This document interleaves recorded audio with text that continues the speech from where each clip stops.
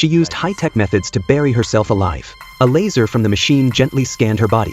Nanofilm instantly covered her from head to toe. Mary thought she would be sealed forever, but unexpectedly the sleep pod malfunctioned. Mary was accidentally awakened. She gathered all her strength to barely pierce the nanofilm. Then she used both hands to tear it open.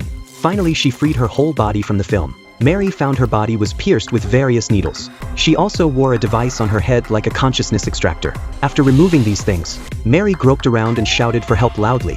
It seemed the sleep pod sensed Mary's awakening. The lights in the small space gradually turned on. Then an AI named Moreau appeared on the screen in front of Mary. It warned Mary that the oxygen level in the pod was only 35%. At this time, Mary seemed to have lost all her memory. She just wanted to know what happened. Moreau told her the sleep pod malfunctioned. Only then did Mary realize she was trapped inside a sleep pod. At that moment, a scene of being pushed into a hospital appeared in her mind. Since she was in a hospital, there had to be someone outside. So she shouted desperately for help, but she got no response from outside. The oxygen level kept dropping as she moved violently. Though afraid, Mary tried hard to control her emotions, yet she still couldn't remember her own name. At first, Mary guessed she had some disease, so she was placed here for treatment. But from Moreau, she learned no one outside knew she had awakened. As time passed slowly, the oxygen reserve in the sleep pod was dropping fast. Mary began trying to communicate with the AI. She asked it to open the pod, but Moreau said to open the pod the admin password was required, yet she couldn't even remember who she was. How could she remember a password?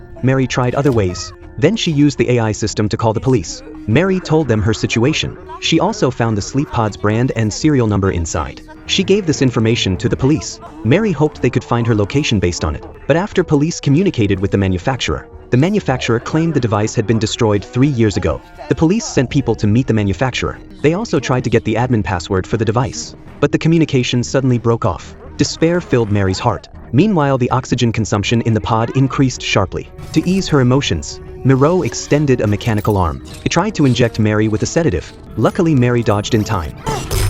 She started to fight desperately. Seeing this, Moreau withdrew the mechanical arm.